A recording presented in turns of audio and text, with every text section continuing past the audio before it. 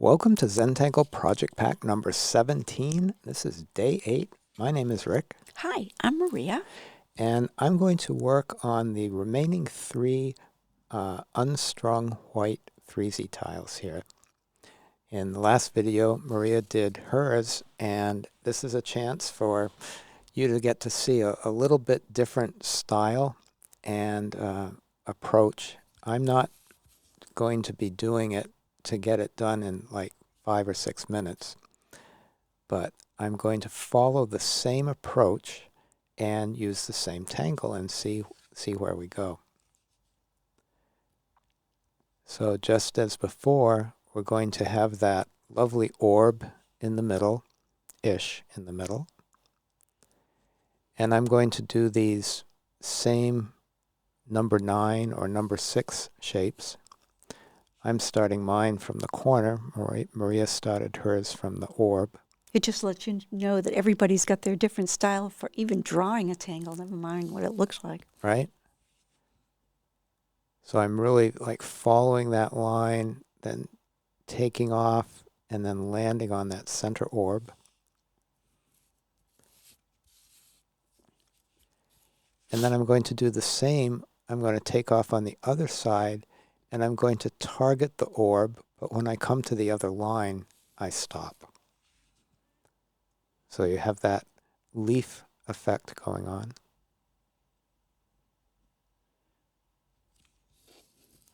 Do that on each one of them. That's totally different than what I was doing. I love that. Right? So this is such a good example because it's the same tangle, yet it's different. So I'm going to do an inner aura of sorts, and it's going to start at that beginning center orb, but it's going to go out and then land ever so gently on that outer petal. And this is going to give us some good contrast for when we shade. And it also reminds me of this flower that we saw that had these like curls on the end of the... Isn't it Australian something? Something in Bermuda, I think. Oh, okay. And so I'm putting that little highlight in. So I do it a little different. Just fill that in, really taking my time and loving it.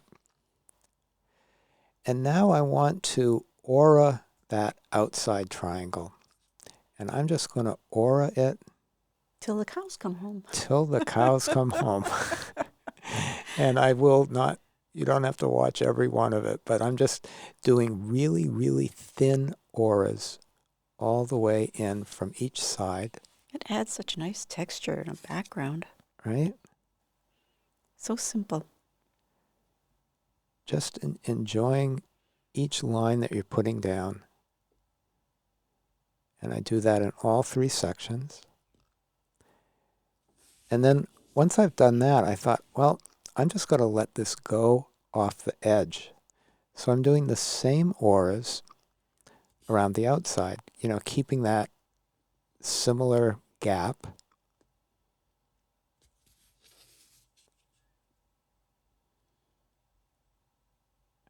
Turning your tile.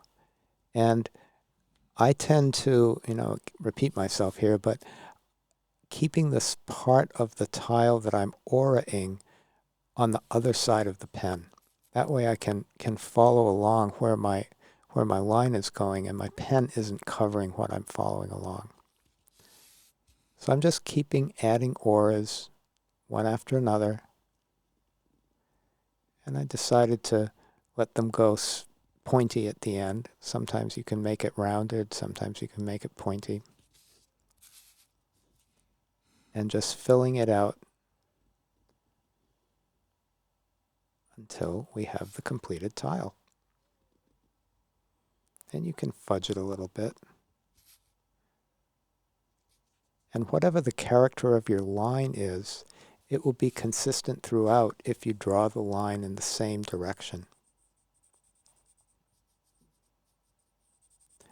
So now I'm coming back in, and we're going to put in some great auras here. I'm sorry, some great graphite here. And I'm just sort of putting it in a place in the same, like big glumps of it, right? Is that a technical term? It's a technical term, glumps. I have to look that one up.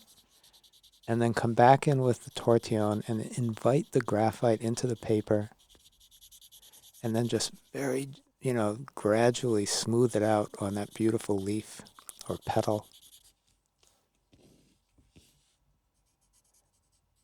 And then I'll do the same on here, and you've got the light against the dark, so you can see the benefit of those little inner auras on the leaf. You get some really nice contrast there. And I'm really working that graphite in, taking your time, moving it around. It's fascinating how you can spread that out.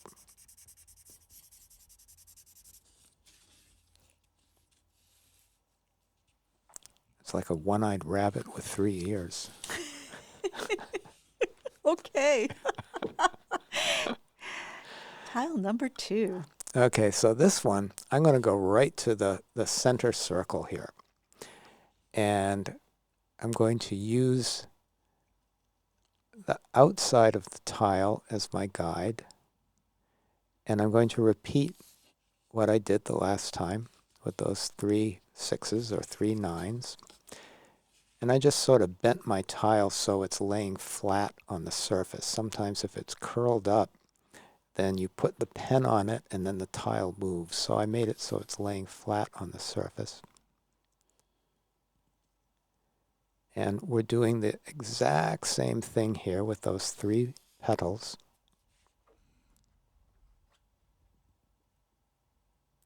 And when I'm coming in, I'm sort of pretending I'm targeting that inner circle. Again, he's going to use this technique for, it's like a little fold over, right? Yeah. Of the petal, which is really quite beautiful. So I like that inner orb shape, and I'm going to resonate that orb shape out, and just however many sort of fit in. I know I could put more in, but I'm just going to put a few in. Maybe it's symmetrical, maybe it's not. Maybe I have the same on each side, maybe I don't. Because I was deliberately not putting that center orb in the perfect center. Although you may decide to do that.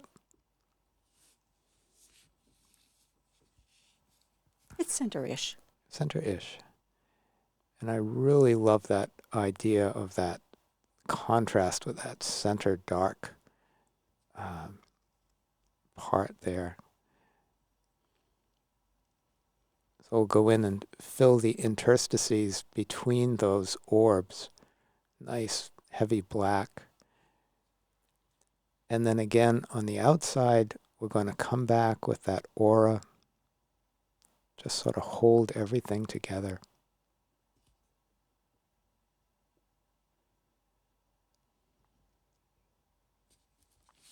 Pretend you can see the tip of my pen under my finger.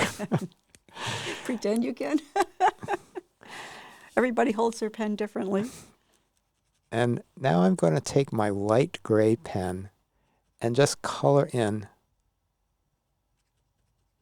the gap. I'm covering the tiles on these.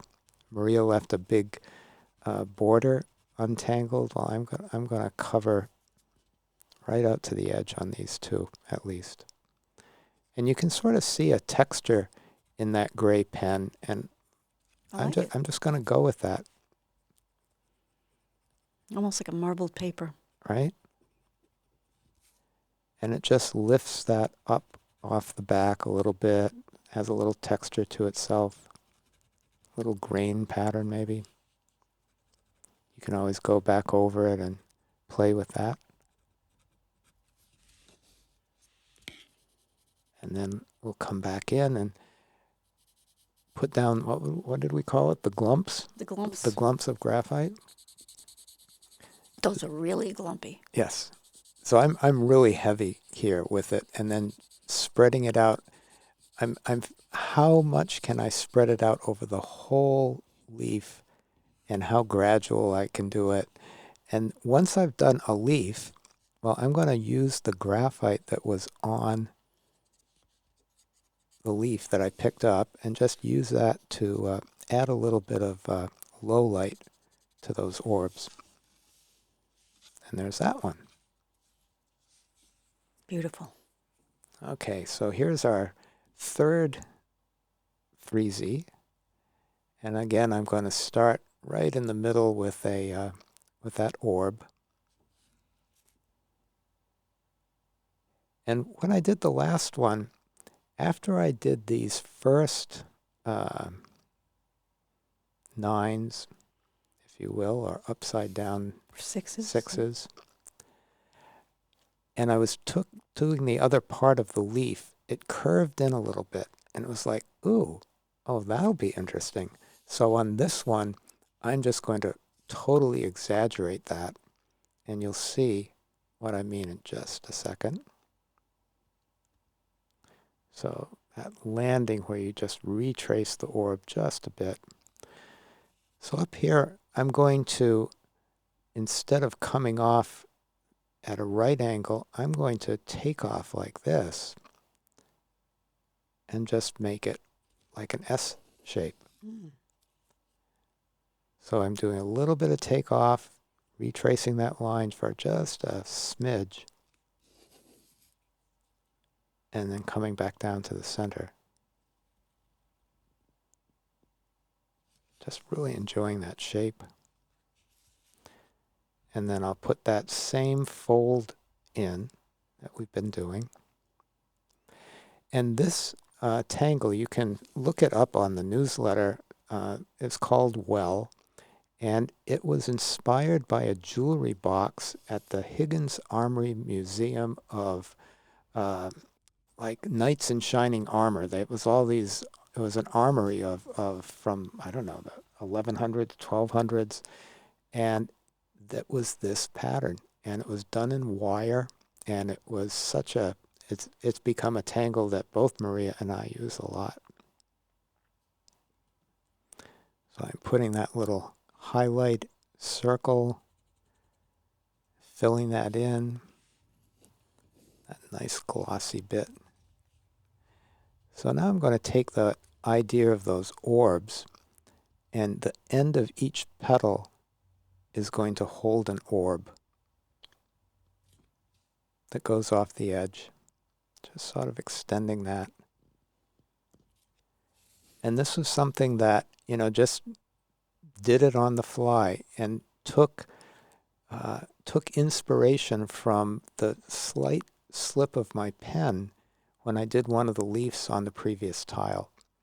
So anything that you do, just being aware of what's going on and take that inspiration and then exaggerate it, and you can, just have wonderful experiences with this. So now I'm going to go around the tile and aura everything that's there, because this will create this nice standoff for whatever else I might do next. And I'm really liking this like intense dark against the light. So I'm going to put a crescent moon here. So both Maria and I are working with this crescent moon idea in this, mixing it with well. And then the shading.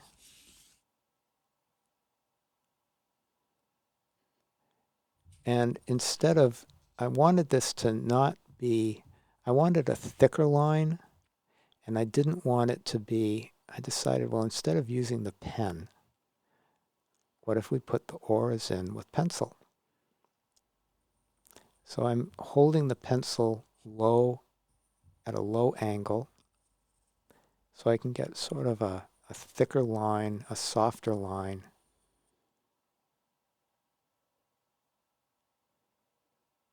And it contrasts nicely with the pen.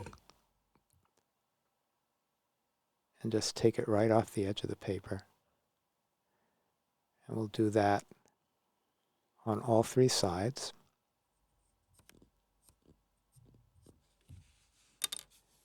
And there we have it. Cool, right? All together. Same So, tangle. totally different style, totally different approach, and we look forward to seeing your totally different style and your totally different Yeah. approach. So thank you again so much. This has been a wonderful series, and we've got a great wrap-up video for you, so we'll see you soon. I can't wait to see samples. Bye now. Bye.